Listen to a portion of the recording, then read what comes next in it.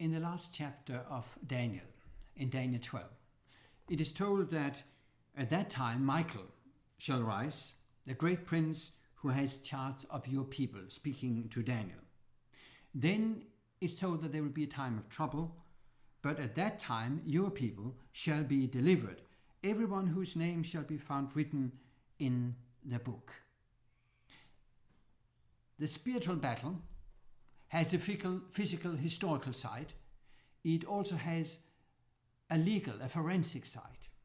The Michael who will deliver and redeem his people at the time of the end is also the one who is standing as a representative of the people in the court. That is the court of God. And those whose names are written in the book of life will be saved. And then you have some promises. Many of those who sleep in the dust of the earth shall awake, some to everlasting life, some to shame and everlasting contempt. And those who are wise shall shine like the brightness of the sky above, and those who turn many to righteousness like the stars forever and ever, reading from the English Revised Version. Welcome to the last tidbit from the book of Daniel. I'm Dr. Paul Petersen, and we will continue by looking first at the expression that is translated with those who are wise. In Hebrew, these insightful people are named maskilim, and we find a reference to them already in the previous chapter, and we will find a reference to them a little later also in chapter 12. None of the wicked shall understand, it is said in verse 10, but those who are wise shall understand. Wisdom is a major concept in the Old Testament, and it plays a significant role in the book of Daniel. Daniel and his friends were wise men, and they were hired to work as part of the group of Babylonian wise men.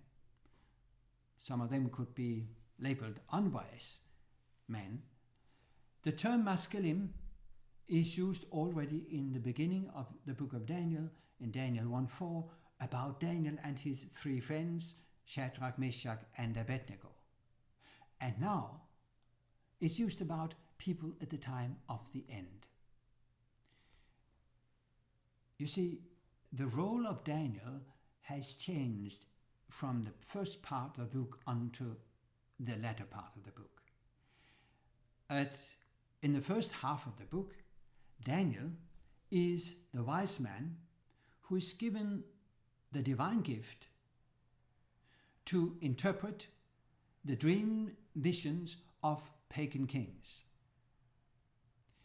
But as the book moves on, Daniel himself becomes the recipient of similar dream visions from chapter 7 and onwards. And Daniel, who in the first part of the book is seen as wise, objective, calm, is now confused. He is in emotional agony. He doesn't understand what he's seeing. He needs help. His role is changed. But in the end, you have a group of wise people who are to take the same role that Daniel had in the first part of the book.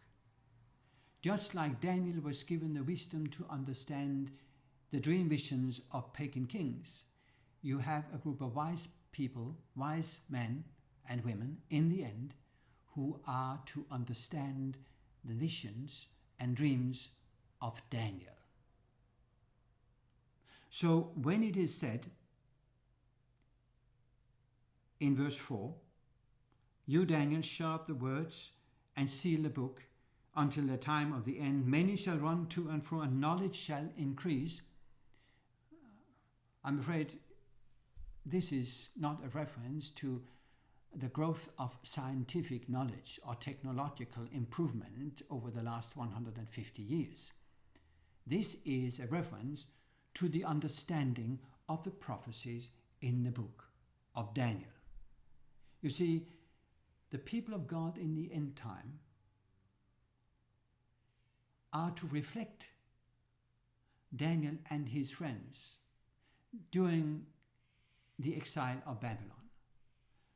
That means that the narratives about Daniel and friends and the courage they exhibited, that tells you how to live in the time of the end.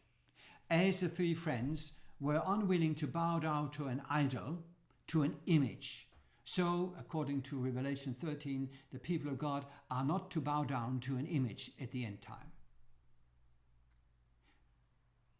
Like Daniel and his friends are seen as heroes, and as children sing all over the world, dare to be a Daniel, so you and I in the time of the end are to reflect the same attitude as Daniel and his friends.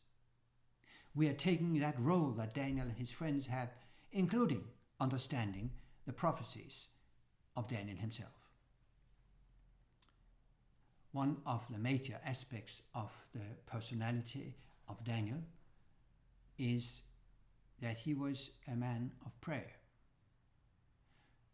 that he was a person of humility in the face of God. So this is the appeal to you and me and everyone who wants to belong to God's people at the end time. To be like Daniel, also in those areas of life. As we read on in this last chapter of Daniel, there is another heavenly dialogue. From verse 5 it is said, "Then I, Daniel, looked, and behold, two others stood, one on this bank of the stream and one on that bank of the stream. Someone said to the man clothed in linen who was above the waters of the stream, 'How long shall it be until the end of these wonders?' And I heard the man clothed in linen who was above the waters of the stream. He raised his right hand and his left hand toward heaven and swore by him who lives forever that it would be for a time, times, and half a time." Now the man clothed in linen is Michael.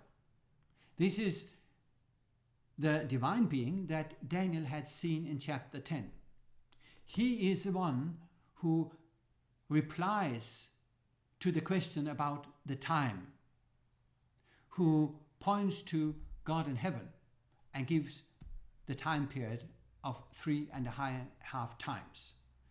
Interestingly enough, in this case, the unique expression related to times are taken from a Hebrew term, moedim, which is related to the sanctuary, to the festivals, and in particular to the Day of Atonement. We are moving towards that heavenly event. But notice, in chapter 8, you had a similar conversation, a dialogue between two heavenly beings. One holy asked the other one, "How long?" That is, in Hebrew, until when? And here you have, until when? How long? So there are strong similarities between these two chapters. You have dialogues framed with exactly the same expressions. And that leads me to one comment that you need to understand, that the time periods mentioned here are not time periods that fall in the end after the long periods. No, these are the time periods until when, at the end of these time periods, something will happen. There are some people who make an attempt to interpret these 1260, 1290 and so on as periods that come after the long period, but they are themselves the long periods, so that is a complete grammatical misunderstanding. what is this last chapter about? Let's read more. In verse 8, Daniel says, I heard, I did not understand. Then I said, Oh my Lord, what shall be the outcome of these things? He said, Go your way, Daniel, for the words are shut up and sealed until the time of the end. Many shall purify themselves and make themselves white and be refined. But the wicked shall act wickedly. None of the wicked shall understand, but those who are wise shall understand. There is a time period where it is necessary to be purified, to be ready for the judgment and the deliverance. And then he speaks about time periods, but let's move to verse 12. Blessed is he who waits and arrives. The vision in Daniel 10 to 12 and the appeal is about waiting. It's about what is called hypomene in the New Testament, in the book of Revelation, about patience and endurance. Yes, it's a long prophecy. The length itself is an appeal to wait, because you are waiting for something good. You are waiting for deliverance. Go you your way until the end, is said to Daniel, and you shall rest and shall stand in your allotted place at the end of the days. To be delivered on the day of judgment, to be redeemed by the Prince of the Covenant who died on the cross, to be delivered by Michael, the great prince, the high priest, who will return to save his people in the historical battle at the time of the end. Thank you for listening to these tidbits from the book of Daniel.